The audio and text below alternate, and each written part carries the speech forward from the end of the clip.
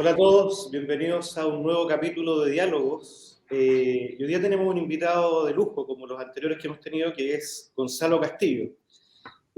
Bueno, para los que no conocen a Gonzalo, dentro del mundo del diseño, que me parecería muy raro, les contaré que Gonzalo es un diseñador de la Universidad Católica, que de hace 30 años director y socio fundador de Procorp, una de las más importantes y antiguas consultoras de branding y diseño chileno, hoy muy dedicado al diseño de servicio.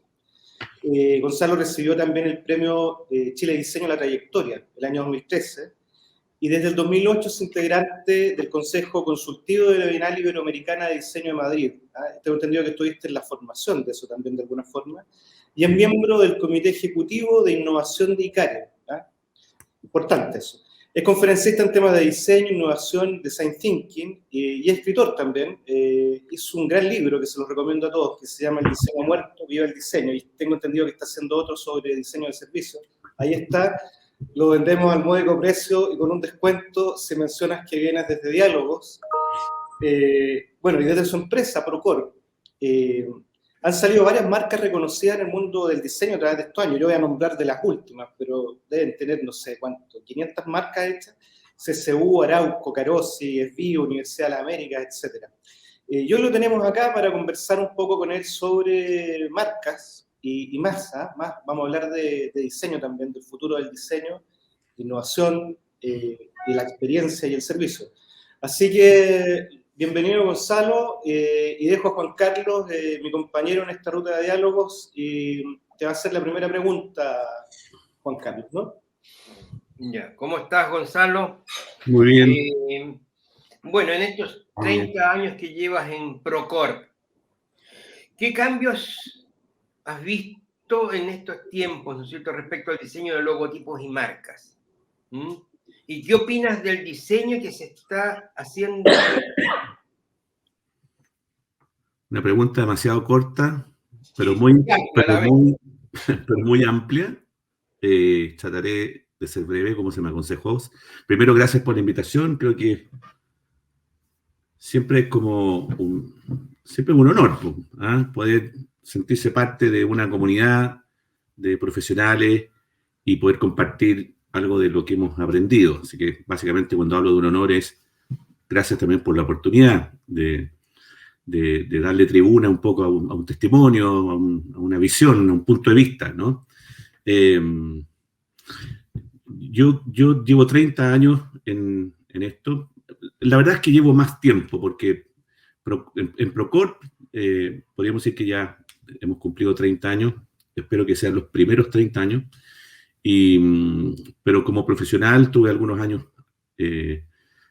previos de actividad profesional, etapa en la que conocí el trabajo profesional de diseñadores como Juan Carlos, como Jorge Lillo, como Larrea, como Alex González, Mario Fonseca, que, yendo a la pregunta que tú me hacías recién, fueron, en mi opinión, los que marcaron la escena de la entrada del diseño profesional al diseño de marcas y de logotipos, porque esto, todos sabemos, antes de esos años, de los 70, los 80, esto estaba en manos de la agencia de publicidad, de los artistas creativos de agencias.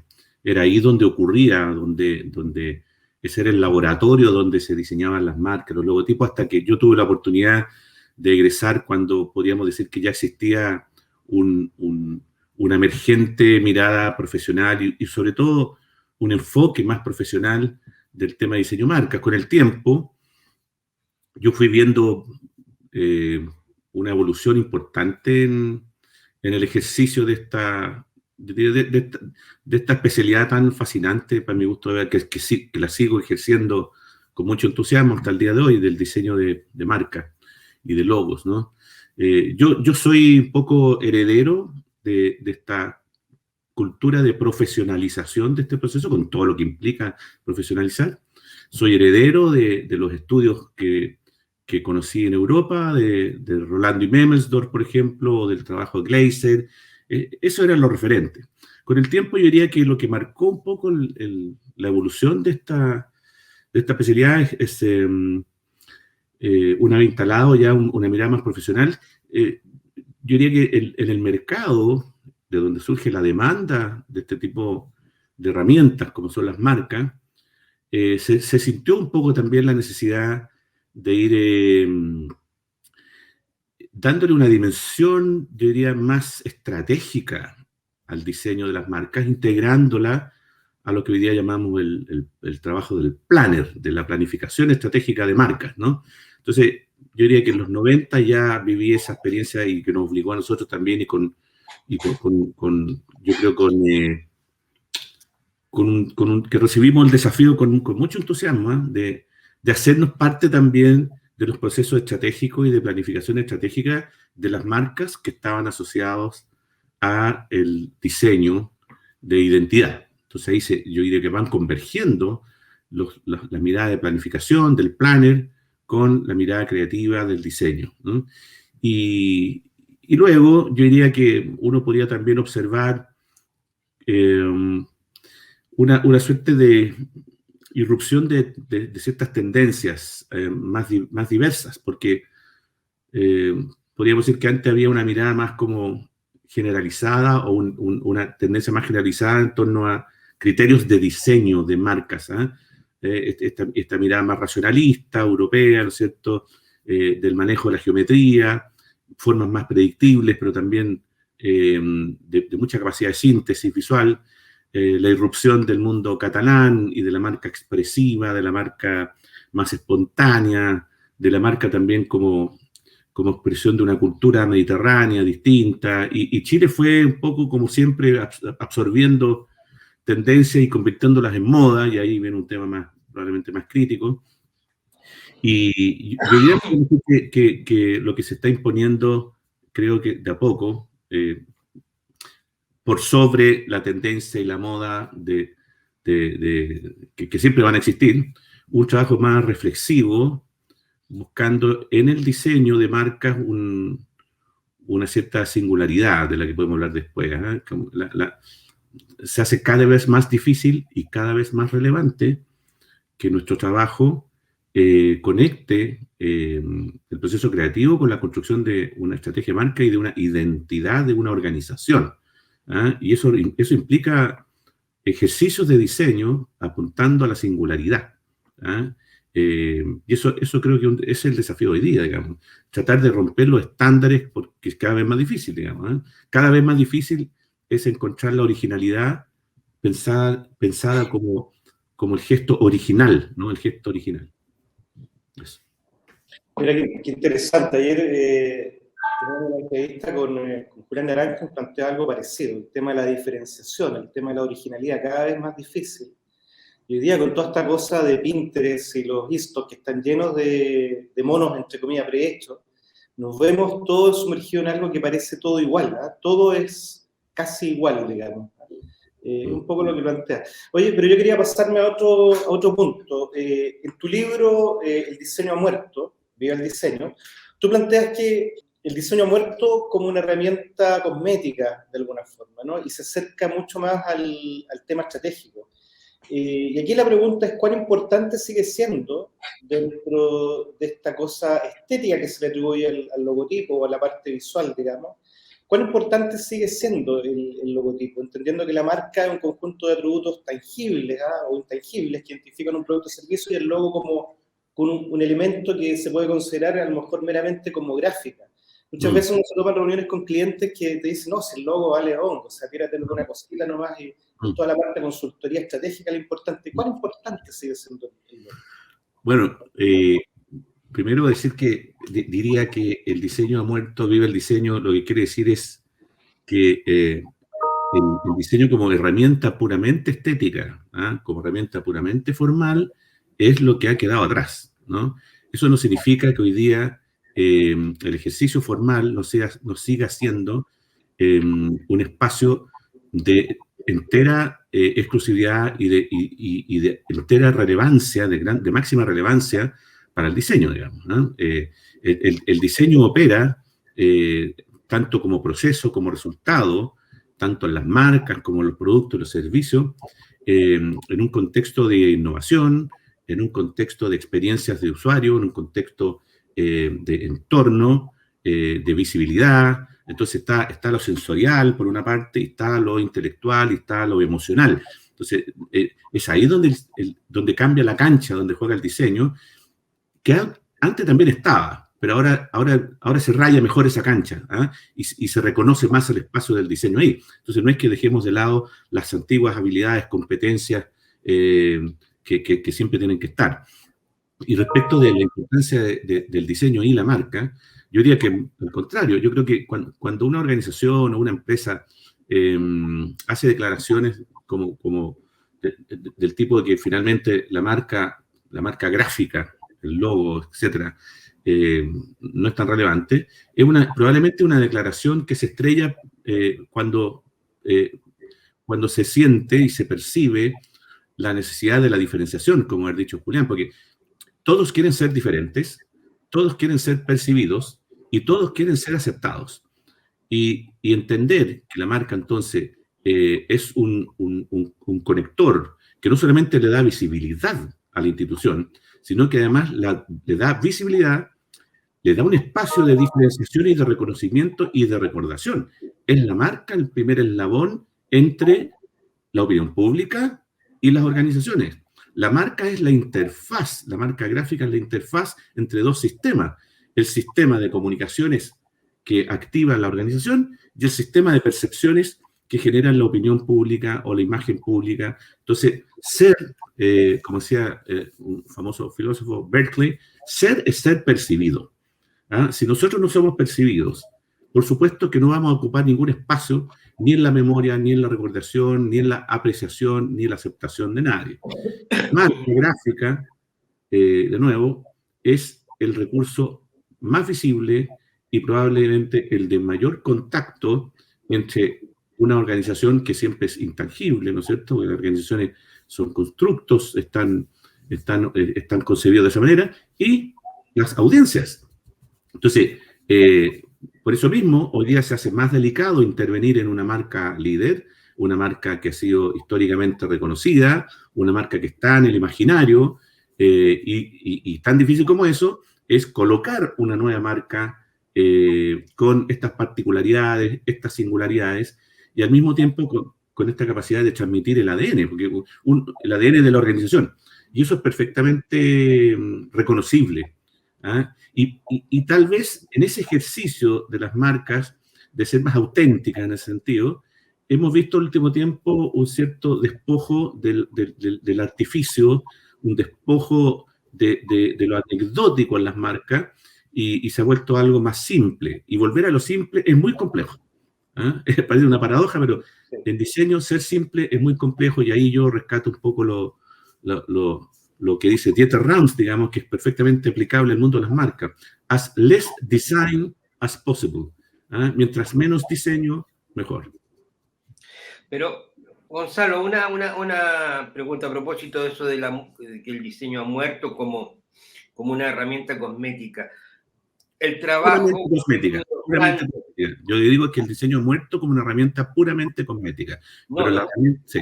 Es que ahí es donde quiero ir va mi pregunta. Yo te digo, nosotros nos formamos, te digo, bajo la influencia de grandes diseñadores, donde esta discusión no existía en esa época. ¿Ah? Un Saul Bass, Paul Rand, Sherman Jeffan Geismar, etcétera, etcétera, etcétera. O sea, yo creo que eso no era cosmética. Yo creo que, no sé, no podría definírtelo exactamente hoy día, pero siento que eso es lo que nos está faltando en muchas de las marcas que hoy día se están saliendo, te digo, están apareciendo. Lo que decía José Luis, que de repente encontramos que las marcas se van uniformando, de repente ves tú en algunas áreas marcas que son todas muy, y por ir a lo simple además terminan siendo nombres tipográficos y punto. Bueno, yo creo que cuando uno habla de los grandes referentes del diseño, de lo que está hablando es justamente lo mismo, que su aporte, su contribución ha sido entender que la marca no tenía un rol cosmético. ¿Ah? Porque si así lo fuera, no habrían trascendido. Estamos hablando de marcas que lograron expresar valores y atributos elementos identitarios de organizaciones, diferenciarse de un universo de marcas, lograron imponer una tendencia de diseño, lograron entender el rol que juega la marca y el diseño gráfico en la marca para poder desarrollar un lenguaje visual. Es decir, esas personas que son nuestros primeros referentes, instalaron una visión mucho más trascendental del ejercicio de la creación de marcas que simplemente ornamentar un nombre. Fueron los primeros. ¿Ah? Entonces, de cosmético, nada. ¿Ah? Y cuando yo digo el diseño como cosmética, lo que hago es una provocación. Una provocación no solamente a la industria, sino que también a los diseñadores. Porque cuando uno vuelve a estos referentes que lograron, yo decía, maximizar el poder comunicacional de las marcas, tú ya ves ahí un ejercicio que está mucho más allá de lo cosmético. Y sin por eso dejar de lado la expresión visual como un recurso fundamental para, yo diría, desplegar en el mundo marcas que nos atraen, porque se diferencian, porque se expresan, porque son pregnantes, porque son simples. Entonces, yo creo que esa escuela está hoy día más vigente que nunca. Muy buena respuesta, fíjate. Hablemos del proceso, yo creo, ahora el proceso de diseño y la experiencia dentro de este proceso.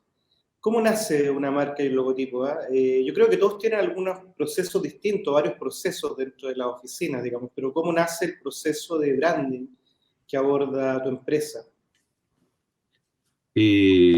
Claro, nace desde el branding, es decir, desde una mirada estratégica, que es donde se funda el proceso de diseño, y como siempre debe ser, el diseño ocurre, el diseño avanza, como decía Bonsiep, ocurre en la industria, el diseño entonces gráfico, industrial, de productos, servicios, el diseño de objetos, siempre ocurre en un contexto, y lo primero entonces es identificar ese contexto.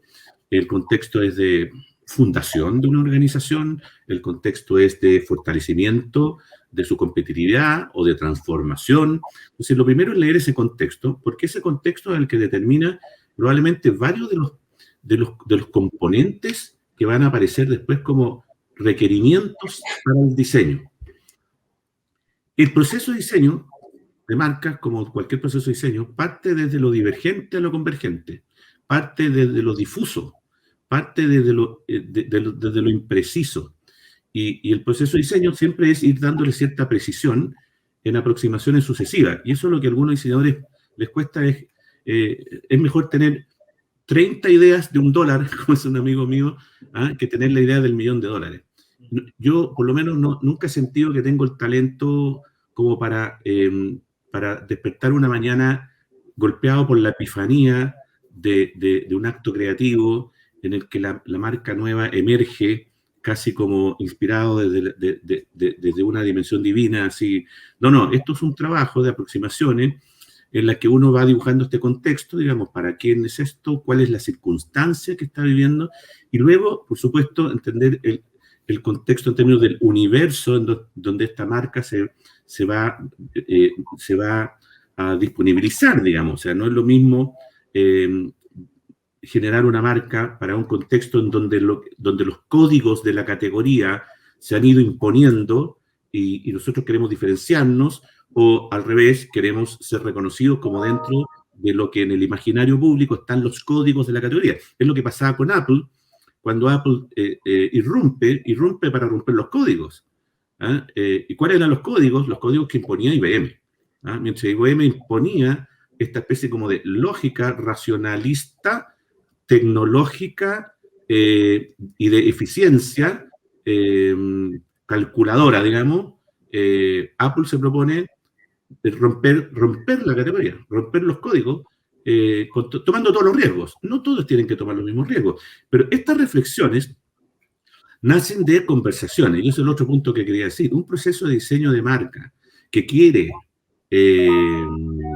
avanzar en el complejo proceso de toma de decisiones dentro de una organización, requiere diseñar también las conversaciones que van a darle viabilidad al proceso de diseño. ¿Ah? Entonces, yo creo hoy día, porque también como tú dices, no hay una única sola metodología, en fin, pero tampoco hemos tenido nosotros una única metodología invariable a través de los años. ¿Ah? Cuando uno pensaba antes que tenía que llegar después de 3, 4 semanas con 3 ideas, personalmente yo prefiero llegar a los 7, 8, 10 días con 10 caminos, con verticales distintas, para inspirar, desafiar y gatillar una conversación. ¿Ah? Porque cuando uno llega, no sé, con una marca como Arauco o Carosi, probablemente está presionado por los plazos, por los presupuestos, los nuestros también, para poder ser eficiente con el manejo. Entonces, yo creo que es mejor ir conduciendo el proceso de toma de decisiones a través de visualizaciones lo más rápidas. Es como prototipar las marcas sin necesariamente, no confundir con presentar 10 alternativas. No estoy hablando de alternativas, estoy hablando de lenguajes gráficos, referencias visuales, de tal manera que uno pueda intermediar a través de estos elementos una conversación conducente a ir afinando el criterio con el cual después se van a tomar las decisiones. Y el ejercicio creativo es siempre un ejercicio como por una parte intuitivo. ¿Ah? Hay un momento en que la hoja está en blanco, y al mismo tiempo cuando se conecta con estas, como uno sistematiza estas conversaciones, y cuando se conecta esta reflexión, esta conversación con el proceso creativo ya de expresión gráfica, este proceso es más, no está controlado del todo, pero es más controlable, es más gestionable. Y ahí se genera de nuevo un nuevo ciclo del proceso creativo, pero siempre donde lo que uno piense, diga o haga esté materializado en caminos respecto de los cuales uno pueda conversar. Y esa conversación tiene que estar enmarcada como un ejercicio abierto primero, muy abierto, y cada vez más pequeño, más pequeño, más pequeño. Muy interesante eso. Sí, fíjate que todos no es la clave del éxito, pero ayuda.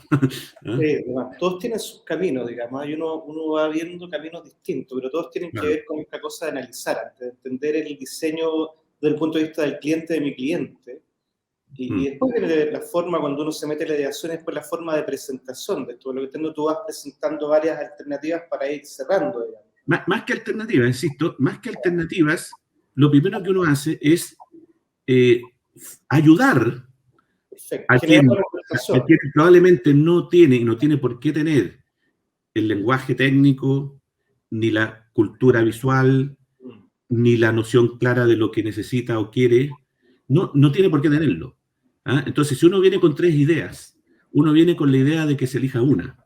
¿Ah? Yo creo que antes de eso necesitamos una conversación que sea distinta a la encuesta en la que uno pide a un cliente que haga declaraciones.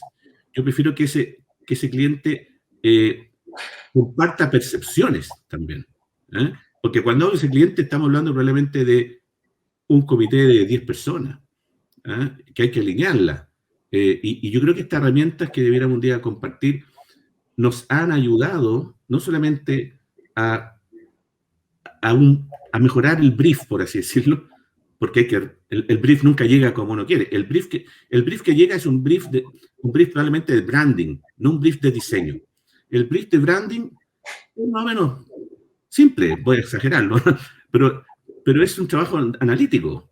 El brief de diseño es otra cosa. El brief de diseño es el insight para que no solamente nos inspiremos, sino que también nos orientemos. Y esta instancia de rebriefear al diseñador, a la diseñadora, al equipo de diseño, es la primera misión que tenemos como líderes de proyecto. Cuando estamos hablando a propósito del rol que debería jugar el diseño en esta época de crisis económica, climática, energética, etcétera, etcétera, etcétera, a donde... ¿Y cuál es el desafío del diseño? De repente yo he escuchado a algunos que ponen como que el diseño debería ser un poco el salvador de todas estas situaciones. Yo creo que somos una parte de la solución, pero no somos la solución. Bueno, voy a partir un poquito cerrando la pregunta anterior, la respuesta. Yo no estoy improvisándola, pero de algún modo tampoco la estoy transmitiendo con toda la claridad que uno quisiera tener, en fin, pero yo creo que lo que sintetiza todo lo que he dicho hasta ahora es que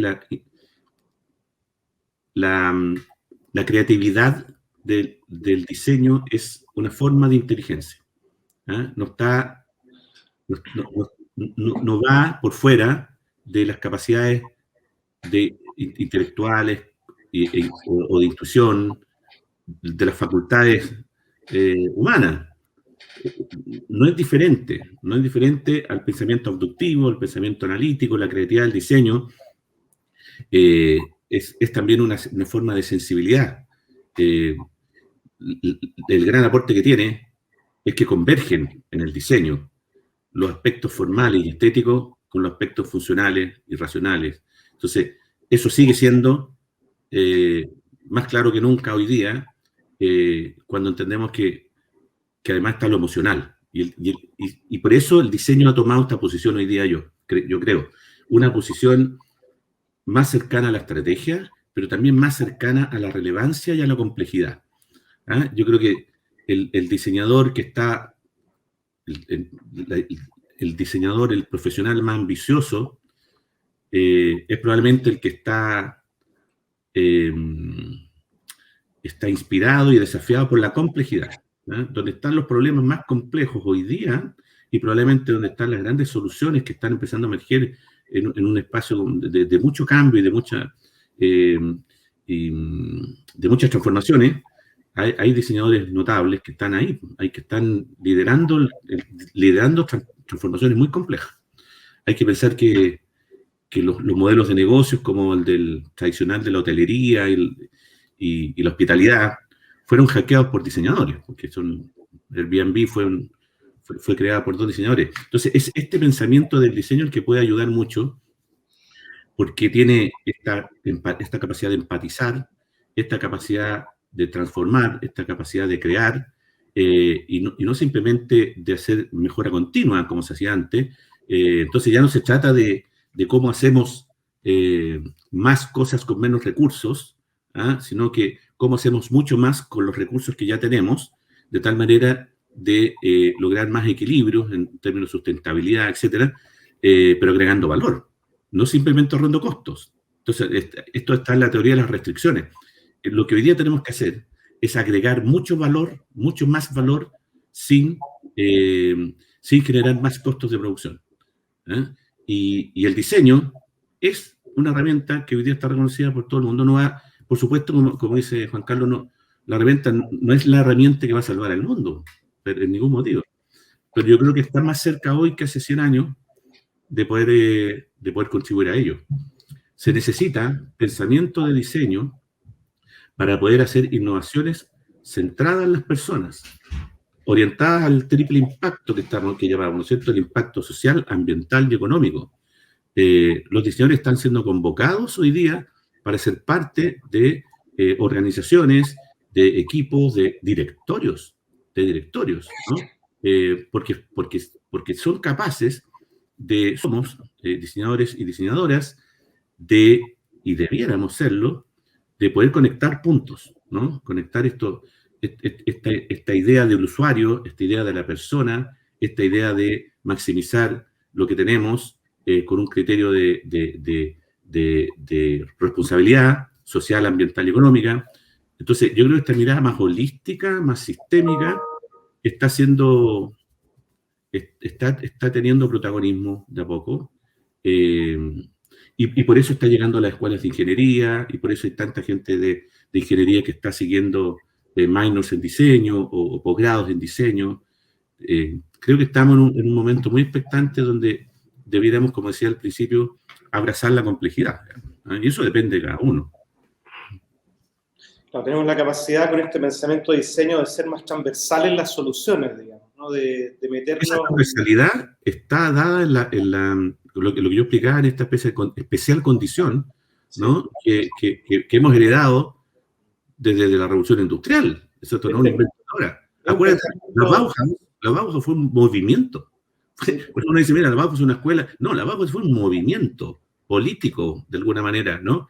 Y hoy día se necesita este movimiento, conectar esto también con esta energía de una visión del mundo, el diseño con una visión del mundo. El diseño conectado con el emprendimiento social, por ejemplo, es inmenso, el espacio es inmenso, y con las mismas herramientas nosotros podemos hacer más cosas, ¿no? Y lo que quería agregar ahí es que lo que más nos desafía hoy día es que esa transversalidad está en potencia, pero la diseñadora tiene que liderarla. Tiene que liderar. Y el perfil de este profesional capaz de liderar es lo que está en discusión hoy día. ¿Cuál es el perfil del profesional que es capaz de liderar en organizaciones? ¿Y cuál es la caracterización de este profesional? Volvemos a este profesional como los que echamos de menos, pensantes, como Dieter Rams o como Gleisen, ¿no es cierto? Como personas que reflexionan en su propio acto, que tienen una habilidad intuitiva y creativa maravillosa, pero que en cada acto creativo hay un acto reflexivo. Y yo creo que eso no ha cambiado, no debería cambiar. Al contrario, debería ser probablemente la condición clave para el liderazgo. Buen punto. Mira, sumándome a eso, te quiero preguntar, ¿ya estamos preparados para abordar esos desafíos en Chile? O sea, yo sé que han habido cosas interesantes, me parece muy interesante a propósito de lo mismo del laboratorio de gobierno, ¿no? En que el Estado, y esto ha pasado en otras partes del mundo y funciona de forma similar, pero mejor, digamos, ni hablar del Design Council en Londres o lo que tienen los coreanos, digamos. Pero ¿estamos preparados en Chile para esto? Y segunda pregunta asociada a esto, ¿estamos educando a los diseñadores para este liderazgo que tú mencionas? Bueno, yo estuve bastante lejos de la academia un tiempo hasta que creamos el diplomado de diseño servicio y lo llevamos a la Católica. Después nos instalamos ahí en la Universidad del Desarrollo. Entonces, algo conocí a Diego Portales. Yo diría que lo que vi hace 15 o 20 años, cuando por primera vez me acerqué a la universidad, incluso a institutos como INACAP o DOC, que son de formación técnica tan importante en el mundo hoy día, cada vez más importante, yo diría que sí hemos visto un serio intento de, llamémoslo, recaracterizar al profesional del diseño, y uno lo está notando, uno empieza a notarlo porque nosotros, tú y yo, contratamos gente y si bien hay cosas que uno echa de menos y debiéramos reforzar, porque se da una circunstancia bien compleja, y es que como que tenemos claro, o más claro, que hay que innovar en la formación. Todavía hay ecos de la Bauhaus en la formación del diseñador o la diseñadora del presente. Todavía hay ecos, ¿no? De la formación de hace 100 años, casi, o sea, 80 años. Entonces el tema es cómo es el tránsito de ese modelo antiguo al nuevo. Y yo creo que hay universidades o escuelas que están avanzando bastante bien en el mundo y que están pauteando un poco al resto. Yo creo que las universidades chilenas están mirando mucho afuera, las escuelas de diseño están mirando qué pasa con el D-School en Stanford o en otras, en Finlandia, por ejemplo, las escuelas de diseño de Finlandia que me tocó conocer, son escuelas que operan en dinámicas colaborativas intensivas. O sea, esta idea del desarrollo del diseñador como un sujeto individual al que hay que ir formando como si fuera un ente independiente, que en cierta manera lo es, pero se ha ido imponiendo esta idea del diseñador como parte de equipo. Si no sabemos trabajar en equipo, no sabemos bien cómo colaborar, y eso se está imponiendo afuera con mucha intensidad, Entonces, ya no es el diseñador autor, ya no es la diseñadora que forma parte de que se ve a sí misma como un ente individual, sino que es parte de un equipo colaborativo interdisciplinario.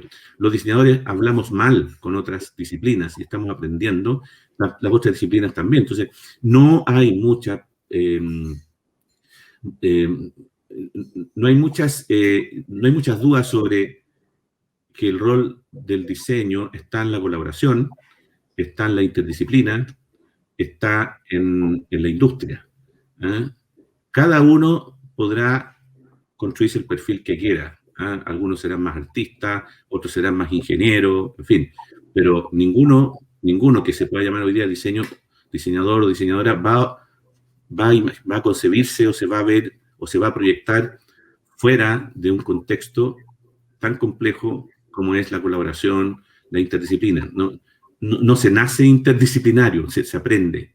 ¿Ah? O sea, en IDEO, por ejemplo, cuando tú fuimos juntos, lo que me llamó la atención mucho es esta declaración de principios de la colaboración que está en la gran sala de reuniones, digamos. Entonces, te fijas que hay referencias interesantes para traer acá y nombrar este laboratorio de gobierno que creo que viene siendo como una especie como de instalación de bandera del diseño en las políticas públicas y la innovación, porque eso es lo que tiene ahí, ¿no? Y yo creo que me deja optimista ver cómo está trabajando el laboratorio de gobierno, cómo está acogiendo a diseñadores, cómo está entendiendo el rol que puede tener y cómo los gobiernos también están dándole más fuerza al laboratorio. Esto era una iniciativa que partió en el gobierno anterior, se fue fortaleciendo en este, y yo espero que siga fortaleciéndose en el futuro. Yo soy entusiasta, colaborador de todo lo que me piden a mí. Y yo creo que sí hay avances. Es una mirada optimista, yo creo que la comparto, creo que vamos por buen camino, o sea, estamos en pañales, pero vamos viendo. Yo creo que eso que tú dices, que es un optimismo bien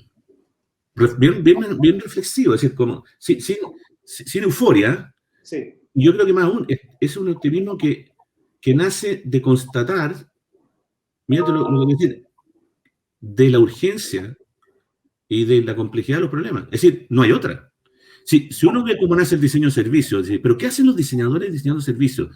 ¿Ah? Bueno, lo mismo que hacen cuando diseñan comunicación o cuando diseñan productos, pero esto es intangible. Hacen lo mismo, siguen el mismo proceso divergente, convergente, centrado en las personas y por lo tanto tiene que tener elementos funcionales, pero también elementos emocionales, y todo eso nace porque no queda otra que innovar, centrándose en las personas, porque los presupuestos en Europa cayeron, los presupuestos para las políticas públicas caen, y las demandas de la sociedad son más altas. Entonces, tenemos pocos recursos para mucha demanda, y en los servicios hay que innovar.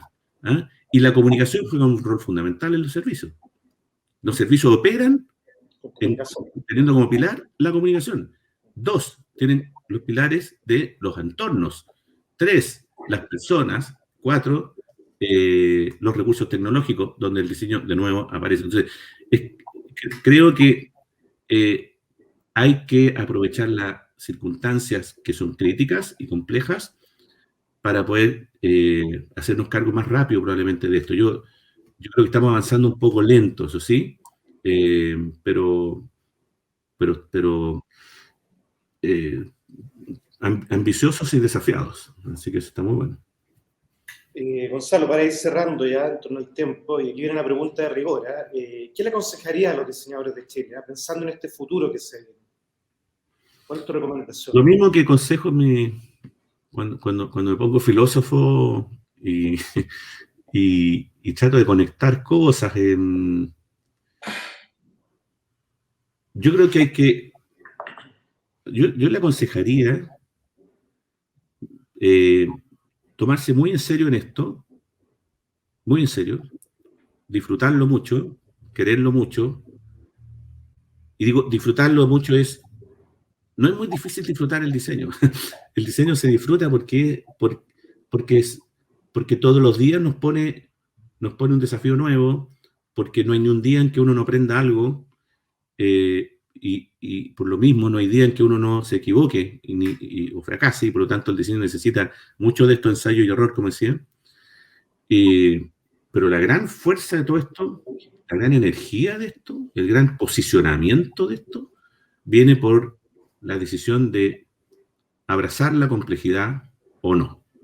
¿Ah? Entonces, sí, mi consejo siempre es, para alguien que sea ambicioso, es ir donde están los desafíos más interesantes. Está lleno, está lleno, está lleno, está lleno. No hay industria en donde hay un desafío interesante para el diseño.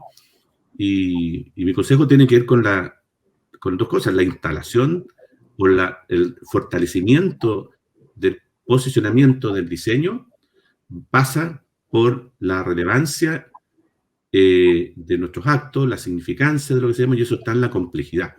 En la industria de servicios, en la industria de la educación, en la industria hospitalaria, en las políticas públicas, en el gobierno. O sea, no hay ninguno. O sea, la demanda está por todos lados, y abrazar la complejidad y formarse como líder. El líder no significa el que manda, en ese sentido, sino que el líder como un líder que es capaz de, por ejemplo, crear puentes entre los problemas y las soluciones. Entiende el problema, reconoce los caminos para la solución, lee la realidad.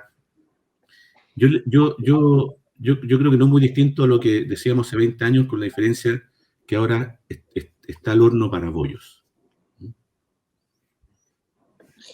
Oye, qué buen punto. Tú mismo has sido un líder, creador de puentes de alguna forma entre diseñadores, ¿ah? Hablemos del antiguo CUID, hablemos de Chile Diseño. Uh-huh. Hoy día, entre la universidad, digamos, entre la academia y el mundo profesional, y también el mundo empresarial, ¿ah? Tú eres una persona que se ha comunicado, está en ICARE, digamos, creo que es un orgullo tener un diseñador en ICARE hoy día metido en ese ámbito, y en ámbitos empresariales. Tú mismo has creado puentes.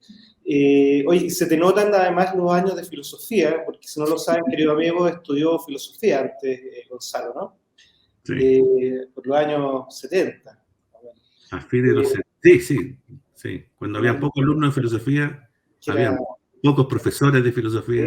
Bueno, y pocos diseñadores también, yo creo que había empezado. Yo hay una cosa muy personal, pero yo siempre he reflexionado de cómo llegué hasta acá. Yo recomiendo mucho la modestia infinita, eterna, de no sentirse que uno ha ganado algo, sino que está en proceso de respetar los procesos, de aprovechar lo que uno tenga a mano, de aprender de los demás, cosa que hice, por supuesto, con Bertelón, no sé de acordar cuando nos conocimos, yo sí, porque uno necesita referencias, uno necesita, o sea, la sola idea de que uno tiene una oportunidad de aprender hoy día, te dispone a la generosidad, a la modestia, a no imponer nada. Eso también es parte del mensaje, al trabajo bien hecho, que lo aprendió de clientes míos, que nos han empujado. Los clientes nos enseñan mucho, nos han empujado a los límites de lo posible, ¿no? Y en filosofía, bueno, no la he dejado es como el tenis, lo practico mucho, pero muy mal, pero es algo que es interesante, como un espacio también de reflexión metódica. A mí me gusta eso. Respecto al éxito o al fracaso, nos ha ido bien, nos ha ido mal. Hoy día sobrevivir es un gran éxito, y yo creo que lo estamos logrando porque estamos colaborando mucho. Estamos colaborando con mucha gente. Y tenemos también un genuino y verdadero interés por conectarnos con problemas complejos y sociales. Estamos siempre trabajando en ese espacio también que es no solamente gratificante, sino que también es un mandato, creo. Oye, qué gran conversación, Qué gusto. Sí, bien. Yo creo que uno va escuchando acá de la experiencia, la mirada reflexiva que tienes tú en términos del diseño. Es hora de ir cerrando. Un consejo adicional, medio muy dentro de nuestra caja como diseñadores. Diseñadoras y diseñadores, no se confundan con el minimalismo. No se confundan con el minimalismo. A ver, dale con eso. Normalmente cuando uno escucha como argumento como estrategia de diseño el minimalismo, lo que uno ve es una flojera creativa descomunal. ¿Ah? Y yo creo que confundir el minimalismo con el enorme esfuerzo de ser simple, ahí apelo a nuestros próceres, ser simple es muy complejo, Llegar a la síntesis es un proceso de mucho trabajo, de observación, de investigación, de ensayo y error. Llegar a un ludograma, estoy seguro, se llega a un proceso que incluso la experiencia no logra resolver en 30 segundos. Entonces, cuando un diseñador joven o diseñadora joven, cree encontrar en el minimalismo una justificación para la falta de ideas o en el fondo lo que falta fue la falta de exploración. Faltó sudor, faltó... Por supuesto. Entonces, fíjate que el minimalismo es algo admirable. Ese minimalismo de la cultura de lo que aprendimos del diseño japonés, lo que aprendimos del diseño suizo, lo que aprendimos del diseño catalán. En Japón, la expresión del minimalismo, por ejemplo, en el símbolo del zen, es que tú necesitas probablemente tomar una brocha y hacer 1500 veces el gesto hasta lograrlo. Eso es minimalismo. No sé cómo... Picasso decía que, bueno, a los 17, 12 años hay unos cuadros maravillosos, y sí, claro. En este momento le preguntan después con estos cuadros ya que hacía abstractos, digamos, con esta abstracción bien especial que hacía, decía que le tardó años aprender a dibujar como niño. Pero claro. De toda su experiencia, que es un poco lo mismo, o sea, cómo yo voy aprendiendo esta síntesis, esta simplificación, pero tenemos que pasar por un camino en que tiene que ver con mucha experimentación, digamos, esto con la... Exactamente, y que yo creo que no se termina de lograr. Nunca. Afortunadamente. Sí, afortunadamente. Si un día uno despierta y ve a Berthelon haciendo un ludograma espontáneo, quiere decir que Berthelon ya entró en otra dimensión, digamos, pero yo creo que no, yo creo que eso no se termina. Cada vez hay un problema nuevo para el cual uno tiene que encontrar una solución, que no está en ningún casillero, no está. Ahí está el desafío, y eso va a seguir siendo así, hasta el último día. Por eso un diseñador no puede dejar de diseñar, creo yo, es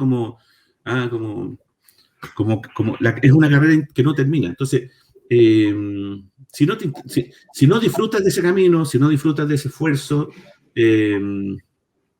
hay otras carreras. Hay otras carreras. 100% de acuerdo. Juan Carlos, ¿alguna pregunta antes de cerrar? A ver, sí, bueno, habrían otras preguntas, pero no, de repente me acordé cuando hablamos de cuál era el rol del diseño en esta época, de una frase que ustedes se la deben haber escuchado más de alguna vez, de Ronald Shakespeare, que decía que el diseño no va a salvar al mundo, pero el mundo no se va a salvar sin el diseño. Perfectamente, claro. Sí. No, claramente. Y cuando Shakespeare dice eso, yo reconozco otra cosa en Shakespeare, aparte de su autenticidad, bueno, qué tipo más intelectualmente auténtico. Tiene una cultura amplia de muchas cosas, pero es muy, muy auténtico, muy cautivante, en fin. Es de nuevo la conexión que hace él entre el acto creativo y el acto reflexivo. Lo tenía Memelsdorf, un tipo brillante. Entonces, creo que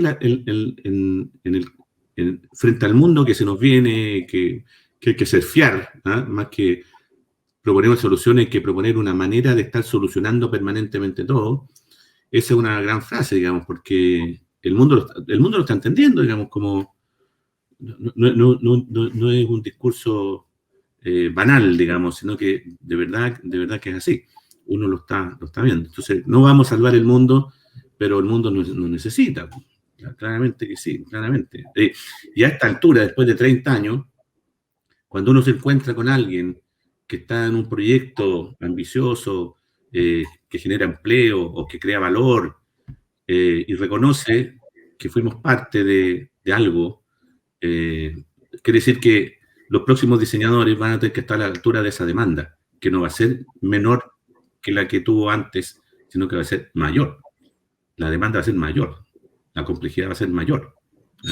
Y ahí la mirada de capacidad de síntesis probablemente es la musculatura, la habilidad más apreciada hoy día, es entender los problemas y sobre todo hacer las preguntas correctas, que no es fácil. Hacer las preguntas correctas y no devolverle problemas a nuestro cliente, sino que devolverle preguntas correctas, preguntas que iluminan a la gente. Bien. Muy bien. Queridos amigos, vamos cerrando esta conversación que encuentro que ha sido muy interesante. Muchas gracias, Gonzalo, por tu tiempo. No, usted con la iniciativa, la encuentro fantástica. Creo que, bueno, es parte del amor al diseño lo que moviliza este proyecto, así que qué menos que aportar un par de ideas. Así que gracias, mucho éxito.